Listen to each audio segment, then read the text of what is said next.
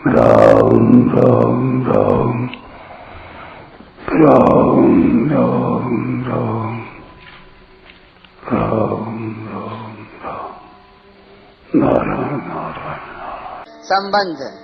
पूर्व श्लोक में अपना उदाहरण देकर अब आगे के 15वें श्लोक में भगवान मुमुक्षु पुरुषों का उदाहरण देते हुए अर्जुन को निष्काम भाव पूर्वक अपना कर्तव्य कर्म करने की आज्ञा देते हैं। एवं ज्ञात्वा कृतं कर्म पूर्वैरपि मुमुक्षुभिः पूर्वकर्मैव तस्मात् त्वां पूर्वैः पूर्वतरं कृतम्। पूर्व काल के मुमुक्षुओं ने भी इस प्रकार जानकर कर्म किए हैं, इसलिए तू भी पूर्वजों के द्वारा सदा से किए जाने वाले कर्मों को ही उन्हीं की तरह कर। व्याख्या। 9वें श्लोक में भगवान ने अपने कर्मों की दिव्यता का जो प्रसंग आरंभ किया था उसका यहाँ उपसंहार करते हैं। एवं ज्ञात्वा कृतं कर्म पूर्वैरपि मुमुक्षुभिः। अर्जुन मुमुक्षु थे, अर्थात अपना कल्याण चाहते थे, परंतु युद्ध रूप से प्राप्त अपने कर्तव्य कर्म को करने में उन्हें अपना कल्याण नहीं देखता, प्रत्युत वे उसको घोर कर्म समझकर उसका त्याग करना चाहते हैं। इसलिए भगवान अर्जुन को पूर्व काल के मुमुक्षु पुरुषों का उदाहरण देते हैं कि उन्होंने भी अपने अपने कर्तव्य कर्मों का पालन करके कल्याण की प्राप्ति की है, इसलिए तुम्हें भी उनकी तरह अपने कर्तव्य का पालन करना चाहिए। 3 अध्याय के 20वें श्लोक में जनक आदि का उदाहरण देकर तथा इसी 4 अध्याय के पहले 2 श्लोकों में विवस्वान, मनु, इक्ष्वाकु आदि का उदाहरण देकर भगवान ने जो बात कही थी वही बात इस श्लोक में भी कह रहे हैं।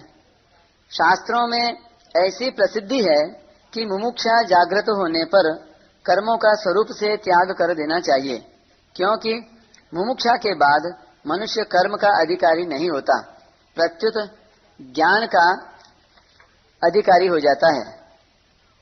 इस पर एक टिप्पणी। तावत् कर्माणि कुर्वेत न निर्विद्येत यावता मत्कथा श्रवणादौ वा श्रद्धा यावन्न जायते। तभी तक कर्म करने चाहिए जब तक वैराग्य न हो जाए, अथवा जब तक मेरी भगवान की कथा के श्रवण आदि में श्रद्धा उत्पन्न न हो जाए। परंतु यहाँ भगवान कहते हैं कि मुमुक्षुओं ने भी कर्मयोग का तत्व जानकर कर्म किए हैं, इसलिए मुमुक्षा जागृत होने पर भी अपने कर्तव्य कर्मों का त्याग नहीं करना चाहिए, प्रत्युत निष्काम भाव पूर्वक कर्तव्य कर्म करते रहना चाहिए। कर्मयोग का तत्व है कर्म करते हुए योग में स्थित रहना और योग में स्थित रहते हुए कर्म करना। कर्म संसार के लिए और योग अपने लिए होता है। कर्मों को करना और न करना दोनों अवस्थाएं हैं, अतः प्रवृत्ति और निवृत्ति अर्थात कर्म करना और कर्म न करना दोनों ही प्रवृत्ति है, यानी कर्म करना है। प्रवृत्ति और निवृत्ति दोनों से ऊंचा उठ जाना योग है, जो पूर्ण निवृत्ति है। पूर्ण निवृत्ति कोई अवस्था नहीं है। 14वें श्लोक में भगवान ने कहा कि कर्म फल में मेरी स्पृहा नहीं है, इसलिए मुझे कर्म नहीं बांधते। जो मनुष्य कर्म करने की इस विद्या को, कर्म योग को जानकर फलेच्छा का त्याग करके कर्म करता है, वह भी कर्मों से नहीं बंधता, कारण कि फलेच्छा से ही मनुष्य बंधता है। फले सक्तो निबध्यते। अगर मनुष्य अपने सुख भोग के लिए अथवा धन, मान, बड़ाई, स्वर्ग आदि की प्राप्ति के लिए कर्म करता है तो वे कर्म उसे बांध देते हैं, परंतु यदि उसका लक्ष्य उत्पत्ति विनाशशील संसार नहीं है, प्रत्युत वह संसार से संबंध विच्छेद करने के लिए निस्वार्थ सेवा भाव से केवल दूसरों के हित के लिए कर्म करता है, तो वे कर्म उसे बांधते नहीं।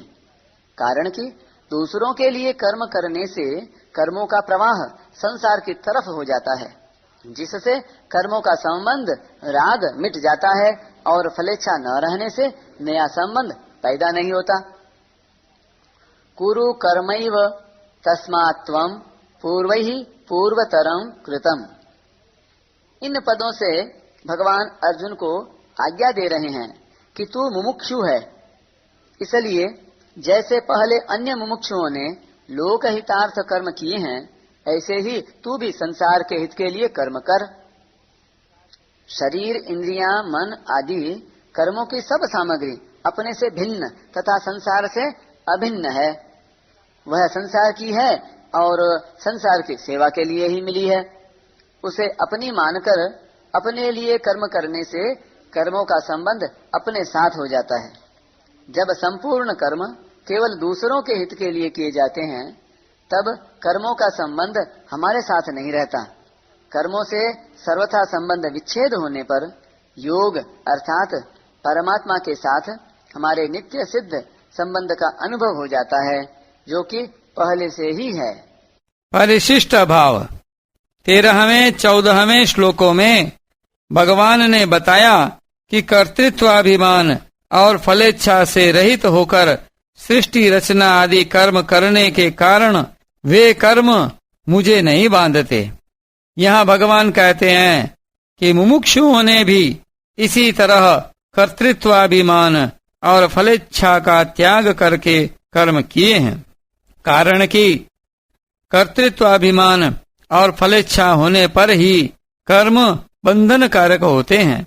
इसलिए तू भी उसी प्रकार से कर्म कर। ज्ञान योग में पहले कर्तृत्वाभिमान का त्याग किया जाता है, फिर फलेच्छा का त्याग स्वतः होता है।